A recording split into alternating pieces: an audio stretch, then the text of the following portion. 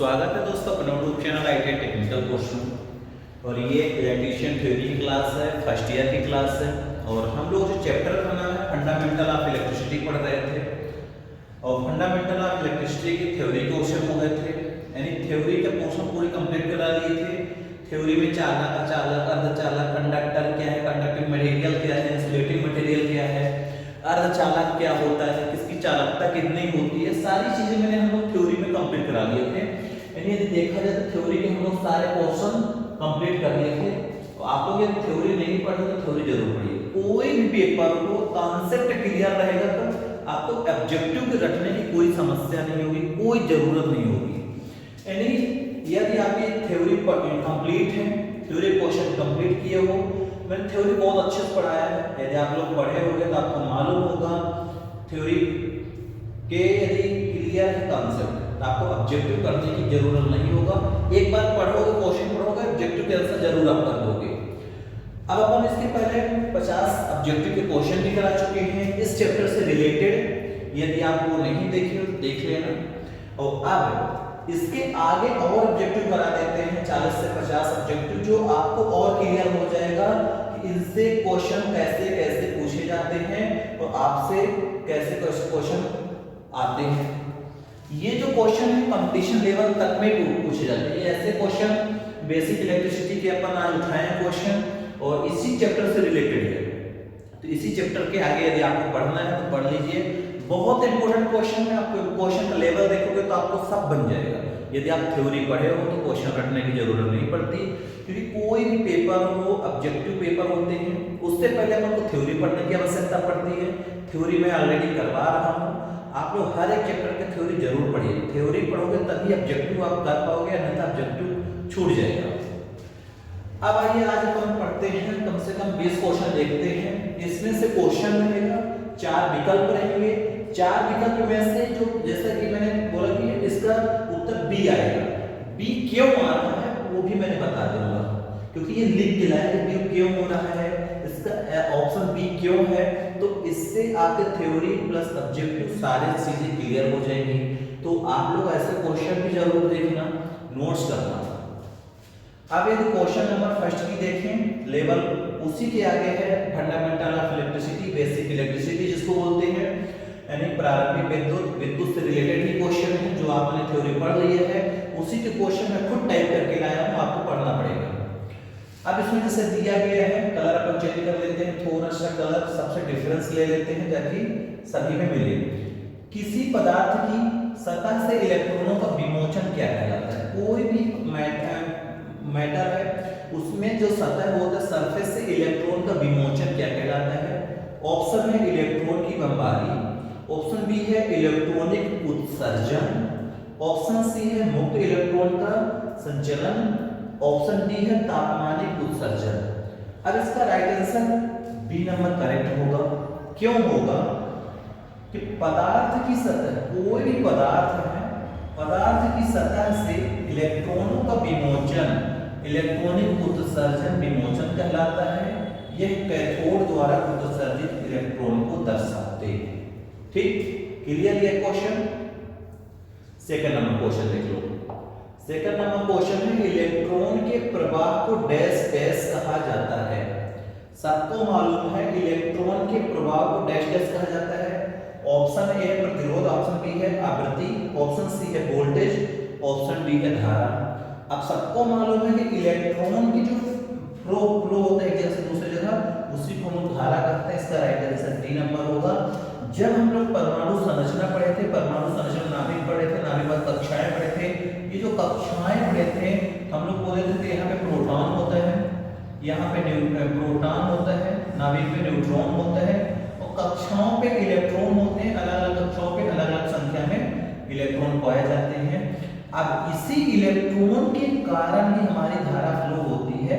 ये होता है इलेक्ट्रॉन, ये होता है नाभिक, ये हमारा न्यूक्लियस है, नाभिक होता है। मैंने बहुत अच्छे से इसको पढ़ाया भी है, थ्योरी में पढ़ा दिया है। यदि आप लोग नहीं पढ़े तो पढ़ लेना। अब इसका राइट आंसर होगा डी, इलेक्ट्रॉन के प्रवाह को विद्युत धारा कहते हैं, यानी हम आई कहेंगे। यहाँ पे आई बोल सकते हो, धारा बोल सकते हो। ऐसा क्यों, मैंने बताया ना हर एक क्वेश्चन का बताऊंगा ऐसा क्यों आया। आवेश प्रवाह की दर को विद्युत धारा कहते हैं। परिभाषा है आवेश यानी चार्ज, आवेश प्रवाह की दर को विद्युत धारा कहते हैं। विद्युत धारा इलेक्ट्रॉन के बहाव के विपरीत दिशा में बहती है। जो विद्युत धारा होती है, विद्युत धारा पॉजिटिव से निगेटिव की ओर प्रवाहित होती है, इस तरह होती है, और इलेक्ट्रॉन जो होते हैं निगेटिव से पॉजिटिव की ओर प्रवाहित होते हैं, कुछ इस तरह होते हैं। आवेश प्रवाह की दर को विद्युत धारा कहते हैं। विद्युत धारा इलेक्ट्रॉन के बहाव के विपरीत दिशा में बहती है। धारा की दिशा सदैव धनात्मक से ऋणात्मक बिंदु, यानी जो धारा होती है, धारा की दिशा धन से ऋण की ओर, प्लस से माइनस की ओर, धारा की दिशा सदैव धनात्मक से ऋणात्मक, धनात्मक से ऋणात्मक की ओर और बहती है। निम्न विभव तक उच्च विभव से, यानी उच्च विभव से, उच्च वोल्टेज से निम्न विभव तक फ्लो होती है। धारा खुले परिपथ में प्रवाहित नहीं होती। यदि हमारा एक वायर है, इस वायर में कहीं ब्रेक हो जाता है, टूट जाता है, तो हमारी धारा फ्लो नहीं होगी। धारा खुले परिपथ में प्रवाहित नहीं होती। धारा प्रवाह हेतु विभवांतर आवश्यक है। आवेश प्रवाह की दर को विद्युत धारा कहते हैं। विद्युत धारा इलेक्ट्रॉन के बहाव के विपरीत दिशा में, तो इलेक्ट्रॉन माइनस से प्लस की ओर चलता है, विद्युत धारा प्लस से माइनस की ओर प्रवाहित होती है। यानी उच्च विभव से ऊंचे विभव से निम्न विभव की ओर हमारी धारा फ्लो होती है। विद्युत धारा प्रवाहित होने के लिए विभवांतर होना आवश्यक है, यानी ईएमएफ होना आवश्यक है, यानी वोल्टेज फोर्स लगाने के लिए इलेक्ट्रॉन को एक जगह से दूसरे स्थान तक ले जाने के लिए कुछ न कुछ फोर्स की आवश्यकता पड़ती है। उसको बोला जाता है विद्युत वाहक बल या ईएमएफ। ठीक, अब बोलते हैं कि ओपन सर्किट में विद्युत धारा प्रवाहित नहीं होती। नहीं, आपका एक वायर है, ये वायर बेसिकली ब्रेक हो गया, कट गया, टूट गया है, इसमें से विद्युत धारा प्रवाहित नहीं होगी। ये सारी चीज क्लियर हो गई होगी। ठीक, अब क्वेश्चन नंबर 3 की देख लेते हैं। विद्युत धारा का ऋण प्रतीक क्या है? क्या वोल्ट हो सकता है, क्या आई हो सकता है, क्या डब्ल्यू हो सकता है, क्या आर हो सकता है? सबको मालूम विद्युत धारा का प्रतीक आई होता है, यानी विद्युत धारा को हम आई से रिप्रेजेंट करते हैं, आई लिख देते, ऐसे लिख देते हैं आई। और इसका जो मात्रक होता है, सबको मालूम होगा, जो विद्युत धारा का मात्रक होता है उसको हम लोग एम्पियर यानी ए लिख देते हैं, इस तरह से ए यानी एम्पियर।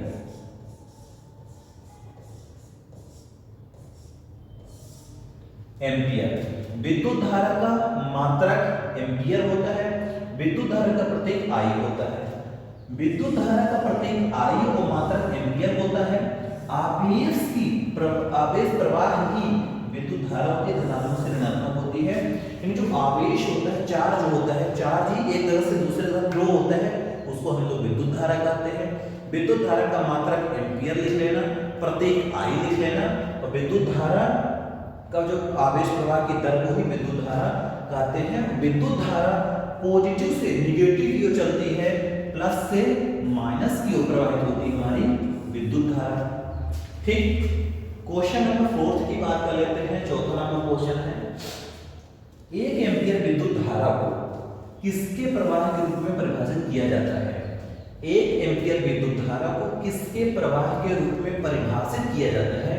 ऑप्शन है 1 वोल्ट प्रति, 1 कूलम प्रति सेकंड वोल्ट, 1 कूलम प्रति वोल्ट, 1 वाट प्रति सेकंड। इसका राइट आंसर हो बी नंबर, 1 कूलम प्रति सेकंड वाट वोल्ट बोल सकते हो। 1 एम्पीयर विद्युत धारा को किसके प्रवाह के रूप में परिभाषित करते हैं? तो 1 कूलम प्रति सेकंड के बराबर। कैसे? कि यदि 1 कूलम आवेश को 1 सेकंड के लिए, यदि 1 कूलम आवेश को 1 सेकंड के लिए प्रवाहित किया जाए तो संलग्न धारा का मान 1 एम्पीयर के तुल्य होता है। यानी 1 कूलम आवेश है, हम यदि 1 सेकंड तक प्रवाहित करते हैं, उसमें प्रवाहित किया जाए तो उसमें से जो धारा होती है उसी को हम लोग 1 एम्पीयर के बराबर मानते हैं। क्वेश्चन नंबर 4 हो गया। 5 धारा I बराबर धारा होता है, Q आवेश होता है, T सेकंड। धारा का मात्रक एम्पीयर होता है, आवेश का मात्रक कूलम होता है, T सेकंड यानी समय में रिप्रेजेंट करते हैं। ये सारी चीज क्लियर हो गई। अब विद्युत धारा की एसआई इकाई इसके पहले मैंने करवा दिया है। विद्युत धारा की एसआई इकाई एम्पियर होती है, इसका राइट आंसर डी होगा। विद्युत धारा का प्रतीक आई और मात्रक एम्पियर, एम्पियर का प्रतीक ए है। ठीक, यानी एम्पियर नहीं, हम कहीं भी ए लिखा है हम बता सकते हैं विद्युत धारा का मात्रक है, ये विद्युत धारा है। यदि कहीं आई लिखा है तो हम बता सकते हैं करंट यानी धारा जा रही है। नेक्स्ट क्वेश्चन है एम्पियर किसकी इकाई है, सबको मालूम है। एम्पियर किसकी इकाई है, आप बता सकते हो विद्युत की, किसकी, वो करंट की। ये मत बताना विद्युत की, वोल्टेज होते हैं। करंट बताना कि एम्पियर किसकी इकाई है, बता सकते हो करंट की। यानी जो एम्पियर विद्युत धारा इलेक्ट्रिक करंट की इकाई ऐसे प्रदर्शित करते हैं। बहुत छोटा क्वेश्चन, बहुत इजी क्वेश्चन है और हर एक कंपटीशन एग्जाम में पूछता है। रेलवे की तैयारी करो, डीएमआरसी कर लो, बिजली विभाग के कर लो, ऑल इंडिया कोई भी कंपटीशन एग्जाम की तैयारी कर लो, हर जगह ऐसे क्वेश्चन पूछे जाते हैं, इसीलिए मैं आपको बता देता हूँ। नेक्स्ट क्वेश्चन है 7 नंबर क्वेश्चन है विद्युत ऊर्जा की इकाई क्या है। इलेक्ट्रिक एनर्जी विद्युत ऊर्जा की इकाई किलोवाट, ऑप्शन ए दिया है, बी दिया किलोवोल्ट, किलोवाट, तीसरा दिया किलो एम्पियर, चौथा दिया किलोवाट घंटा। ठीक, विद्युत ऊर्जा की एसआई इकाई आपको बताना है, इसका राइट आंसर होगा विद्युत ऊर्जा की एसआई इकाई किलोवाट घंटा, के डब्ल्यू, किलोवाट kWh, किलोवाट घंटा kWh, किलोवाट घंटा विद्युत ऊर्जा की इकाई होती है। अब किलोवोल्ट, किलोवाट, किलो एम्पियर, यहाँ पे मैंने टेबल चार्ट बना के लाया है। यहाँ पे सीरियल नंबर दिए गए हैं, 1 नंबर, 2 नंबर, 3 नंबर, 4 नंबर। यहाँ पर मात्रक दिया है, यहाँ पे इकाई दिया है। अब यहाँ पे किलोवाट का इकाई जो होती मात्रक होती है विभवांतर, किलोवाट का पावर यानी विद्युत शक्ति, किलो एम्पियर का विद्युत धारा, किलोवाट घंटा विद्युत ऊर्जा। यानी विभवांतर को किलोवाट में नापते हैं, विद्युत शक्ति को किलोवाट में नापते हैं, विद्युत धारा को किलो एम्पियर में नापते हैं, विद्युत ऊर्जा को किलोवाट घंटा में मेजर करते हैं। सबको मालूम हो गया होगा। क्वेश्चन नंबर 8 है कुछ विद्युत धारा जो आवधिक रूप से प्रतिवर्तित हो जाती है उसे क्या कहा जाता है। कुछ विद्युत धारा जो आवधिक रूप से प्रतिवर्तित हो जाती है उसे क्या कहते हैं, सबको मालूम है। पहला जैसे है दृष्टि धारा यानी डायरेक्ट करंट, दूसरा है तापी धारा, कंपन धारा, चौथा प्रत्यावर्ती धारा। कुछ विद्युत धारा जो आवधिक रूप से प्रतिवर्तित होती है उसको बोलते हैं प्रत्यावर्ती धारा यानी अल्टरनेटिंग करंट। सबको मालूम है कुछ इस तरह चलती है हमारी अल्टरनेटिंग करंट। ठीक, 0 से चालू होती है, ऊपर पॉजिटिव होता है, negative, positive negative, positive negative हमारी अल्टरनेटिंग करंट चलती रहती है। यानी प्रत्यावर्ती धारा अल्टरनेटिंग करंट जिस विद्युत धारा का मान और दिशा एक नियत दर पर परिवर्तित होता रहता है वो प्रत्यावर्ती धारा कहलाती है। बहुत ही चीज है, जिस विद्युत धारा का मान और दिशा समय के सापेक्ष बदलती रहती है, समय के सापेक्ष बदलती रहती है, वह अल्टरनेटिंग करंट कहलाती है। और दृष्टि धारा देखा जाए, डायरेक्ट करंट की बात करें, जिस विद्युत धारा का मान और दिशा नियत रहता है वह दृष्टि धारा कहलाती है। ऑप्शन ये दिया है दृष्टि धारा। दृष्टि धारा कांस्टेंट होती है, इसका मान और टेम्परेचर कुछ नहीं बदलता, वैल्यू नहीं बदलती, इसकी वैल्यू कम ज्यादा होती रहती है, अल्टरनेटिंग धारा कहते हैं। दृष्टि धारा जिस विद्युत धारा का मान और दिशा नियत रहता है, कांस्टेंट रहता है, वह डायरेक्ट करंट कहलाती है। और ऐसे विद्युत धारा जिसकी दिशा एक नियत दर पर परिवर्तित होती रहती है, दिशा कहे तो कहीं पॉजिटिव कहीं निगेटिव, कहीं पॉजिटिव कहीं निगेटिव परिवर्तित होती रहती है, अल्टरनेटिंग करंट कहलाती है। क्वेश्चन नंबर 9 है प्रत्यावर्ती वोल्टता। प्रत्यावर्ती वोल्टता तथा धारा का परिमाण तथा दिशा को दर्शाने हेतु सरल रेखा को एक तीर के साथ निरूपित किया जाता है। इस निरूपण को डैश डैश कहते हैं। अदिश मात्रक, फेजर मात्रक, प्रत्यावर्ती मात्रक, आरएमएस मात्रक। इसका राइट आंसर होगा बी नंबर, फेजर मात्रक। यानी कि प्रत्यावर्ती वोल्टता तथा धारा का परिणाम, प्रत्यावर्ती वोल्टता तथा धारा का परिणाम दिशा को दर्शाने हेतु रेखा को एक तीर के रूप में निरूपित किया जाता है। इस निरूपण को फेजर मात्रा कहते हैं। यानी हम वोल्टेज को, करंट को एक तीर के रूप में दर्शाते हैं, उसी को फेजर निरूपण कहते हैं, फेजर मात्रक कहते हैं। क्वेश्चन नंबर 10 की बात कर लेते हैं। 10वां नंबर क्वेश्चन हमारा है घरेलू उपकरण सामान्यतः इनमें से किस पर काम करने के लिए डिजाइन किए जाते हैं। जो घरेलू उपकरण सामान्यतः इनमें से किस पर काम करने के लिए डिजाइन किए जाते हैं। त्रिभुजी तरंग आपूर्ति वोल्टेज, डीसी आपूर्ति वोल्टेज, एसी आपूर्ति वोल्टेज या चर आपूर्ति वोल्टेज। घरेलू उपकरण जितने भी हमारे घर के जो उपकरण हैं, जो डिवाइस है, सामान्यतः इनमें से किस काम करने के लिए डिजाइन करें, किस पर काम करने के लिए। सबको मालूम होगा जो हमारे घर के पंखा है, कूलर है, टीवी है, जो भी है, सभी एसी आपूर्ति वोल्टेज पर चलते हैं, ना कि डीसी पर, क्योंकि बिजली दो प्रकार की होती है, डीसी होती है, एसी होती है। अब यहाँ पर अपन को ये बताना है कि एसी आपूर्ति पर हमारे घर के सभी एप्लीकेशन चलते हैं, सभी उपकरण ऑन ऑफ होते हैं। आपके cooler AC supply, mobile AC supply, और आपके पंखा AC supply, fridge AC supply, यानी आपके घर पे जो सप्लाई आती है एसी आती है, उसके अंदर क्या कार्य क्या नहीं, मगर आपके घर एसी आती है, एसी से ही सारे मशीनें उपकरण चलते हैं। प्रत्यावर्ती धारा अल्टरनेटिंग करंट जिस विद्युत धारा का मान और दिशा एक नियत दर पर परिवर्तित होता रहता है वह प्रत्यावर्ती धारा कहलाती है। इसका उपयोग घरेलू, औद्योगिक आदि क्षेत्रों में प्रकाश के रूप में, यानी हम बल्ब जलाते हैं, हीट उत्पन्न यानी हीटर चलाते हैं, ठंडक यानी एसी चलाते हैं, यांत्रिक यानी मोटर चलाते हैं, ऊर्जा आदि प्रदान करने वाले उपकरण को चलाने के लिए किया जाता है। यानी वह विद्युत धारा मान जिसका मान समय के अनुसार बदलता रहता है, अल्टरनेटिंग करंट होती है। अल्टरनेटिंग करंट जो होती है, एसी जो धारा होती है, इसको उपयोग हम लोग प्रकाश के रूप में करते हैं। अपने घर में बल्ब जलाते हैं, हम अपने घर में हीटर भी चलाते हैं, इंडक्शन चलाते हैं, उसके बाद एसी चलाते हैं ठंडक के रूप में, यांत्रिक यानी मैकेनिकल रूप में हमारा फैन चलता है। इन सभी को चलाने के लिए हम लोग अल्टरनेटिंग करंट का ही यूज करते हैं। नेक्स्ट क्वेश्चन है यदि आवेश प्रवाह की दर, या फिर दर लिखना है, आवेश प्रवाह की दर, ठीक,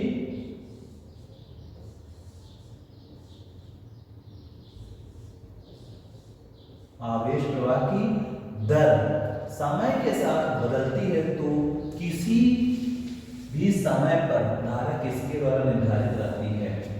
यदि आवेश प्रवाह की दर समय के साथ बदलती है तो किसी भी समय पर धारा किसके द्वारा निर्धारित होता है।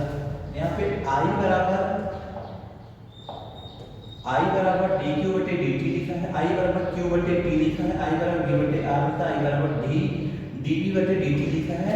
इसका जो राइट आंसर होने वाला है वो होगा ए नंबर, I बराबर डी क्यू बटे डी टी, I बराबर डी क्यू बटे डी टी। अब क्यों? इलेक्ट्रॉनों के प्रवाह को विद्युत धारा कहते हैं, अथवा आवेश प्रवाह की दर को विद्युत धारा कहते हैं। I बराबर डी क्यू बटे डी टी मात्रा की कूलाम सेकंड या एम्पियर में व्यक्त करते हैं। नेक्स्ट क्वेश्चन है 12 नंबर क्वेश्चन है कि विद्युत आवेश के प्रवाह की दर क्या है। सबको मालूम है कि विद्युत आवेश के प्रवाह की दर को इलेक्ट्रिक करंट कहते हैं। इसका राइट आंसर ए नंबर होगा। इलेक्ट्रिक करंट विद्युत आवेश के प्रवाह की दर को हम लोग विद्युत इलेक्ट्रिक करंट कहते हैं। विद्युत आवेश के प्रवाह की दर को विद्युत धारा कहते हैं। धारा का मात्रक एम्पियर या कूलाम प्रति सेकंड है, अर्थात एम्पियर ए होता है, ए यानी एम्पियर होता है। सबको मालूम है कि आवेश प्रवाह की दर को विद्युत धारा कहते हैं। विद्युत विभव नहीं होगा, विद्युत रेजिस्टेंस नहीं होगा, धारिता में से कोई नहीं, इलेक्ट्रिक करंट कहलाते हैं। क्वेश्चन नंबर 13 है सर्किट में इलेक्ट्रॉनों का प्रवाह डैश डैश को उत्पन्न करता है। सर्किट कोई भी कंडक्टर में कोई भी सर्किट है जो इलेक्ट्रॉनों के प्रवाह को डैश डैश उत्पन्न करते हैं, यानी एक विद्युत करंट प्रवाह होता है। चुंबकीय चार्ज नहीं होगा, ईएमएफ नहीं होगा, एक ईएमएफ नहीं होगा, एक प्रतिरोध नहीं होगा। कोई भी सर्किट है, कोई भी सर्किट में इलेक्ट्रॉन का प्रवाह, इलेक्ट्रॉन एक जगह से जब दूसरी जगह जाते हैं उसी को विद्युत धारा कहते हैं, इलेक्ट्रिक करंट कहते हैं। दिया गया है कि इलेक्ट्रॉनों के प्रवाह को विद्युत धारा इलेक्ट्रिक करंट कहते हैं, अथवा आवेश की प्रवाह की दर को विद्युत धारा कहते हैं। I बराबर Q बटे T। Q होता है आवेश, T होता है समय, यानी I हो गई विद्युत धारा, यानी हम बता सकते हैं कि धारा बराबर आवेश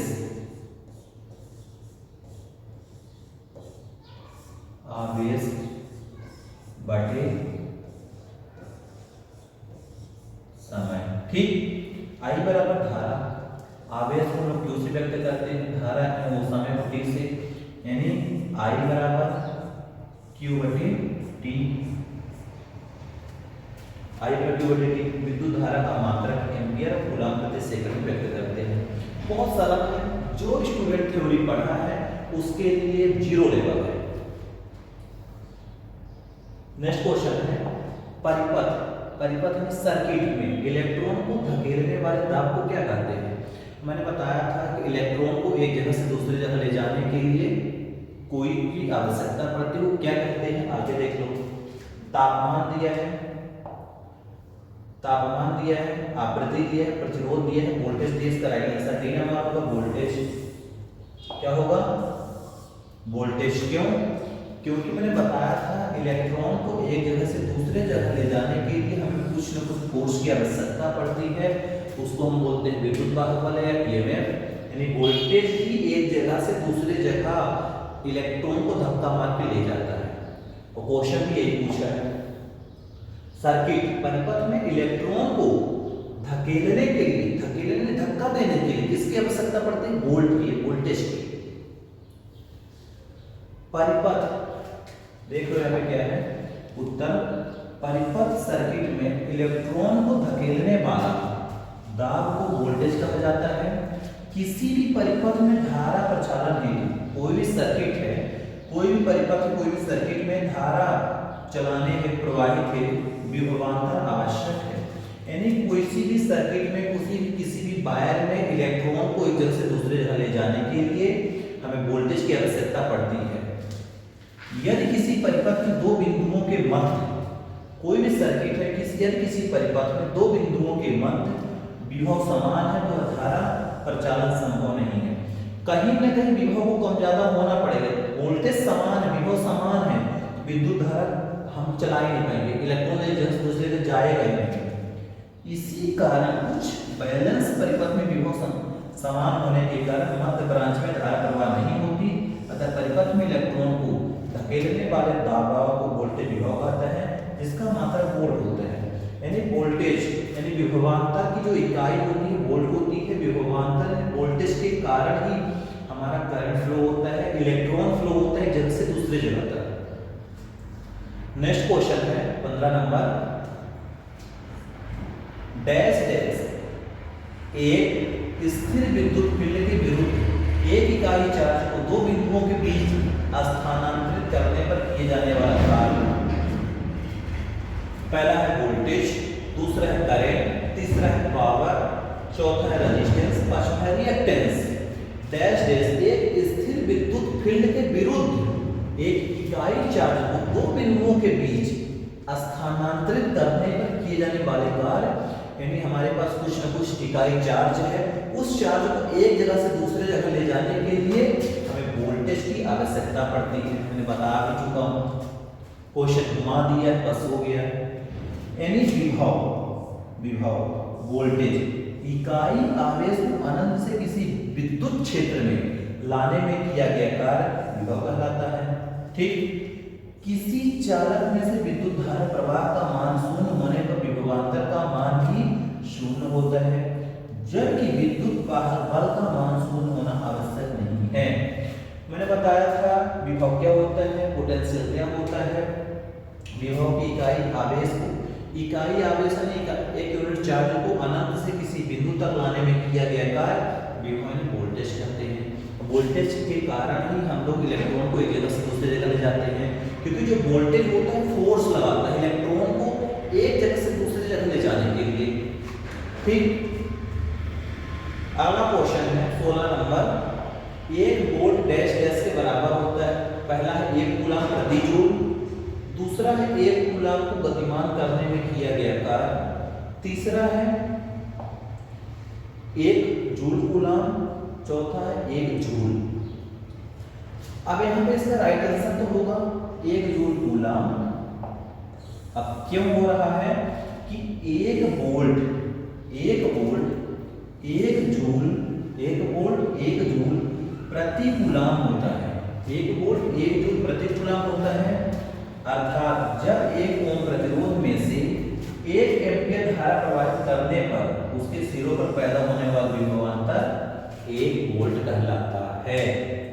अच्छे क्वेश्चन है, आपसे आने चाहिए, नोट कर लेना। यदि आप थ्योरी पढ़े हो, मैं थ्योरी जो पढ़ाया हूँ आप पढ़े हो, इस सब मैंने बता दिया है।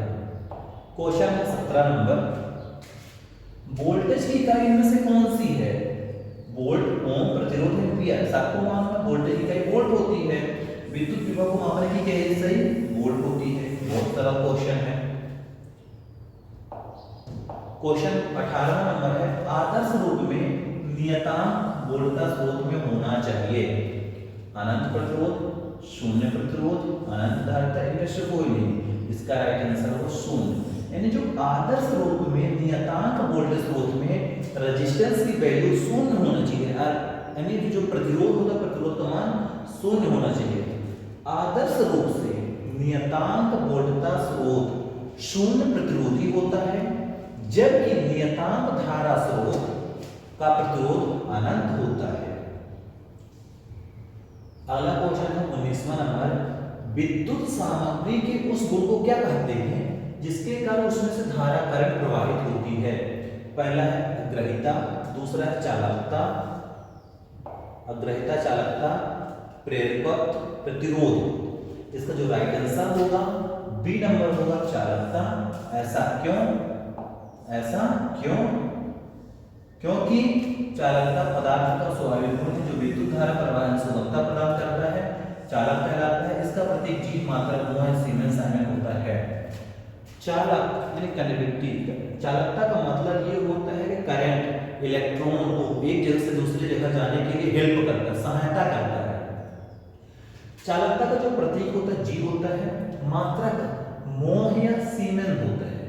चालकता का मात्रक मोह या सीमेन बता सकते हो, प्रतीक जी होता है, जैसे मैंने बताया था मात्रक को प्रतीक एस होता है। सीमेंस का एस होता है, सीमेंस का मात्रक प्रतीक एस होता है। चालकता मैंने बताया था कि इलेक्ट्रॉन को एक जगह से दूसरी जगह ले जाने के लिए चालकता हेल्प करता है, सहायता करता है। रेजिस्टेंस विरोध करता है। अगला क्वेश्चन 20 नंबर, डैश डैश प्रतिरोध का व्युत्क्रम है? इलास्टेंस, कंडक्टेंस, इंडक्टेंस, इंपेडेंस, कैपेसिटेंस। इसका राइट आंसर होगा बी नंबर कंडक्टेंस। कंडक्टेंस प्रतिरोध का व्युत्क्रम होता है। कंडक्टेंस से इलेक्ट्रॉन आसानी से जाती है और प्रतिरोध में इलेक्ट्रॉन रुकता है, विरोध करता है। ठीक, ये 20 क्वेश्चन हो गए। इसके आगे क्वेश्चन हम लोग कल करेंगे। ठीक, मिलते हैं नेक्स्ट क्लास पे।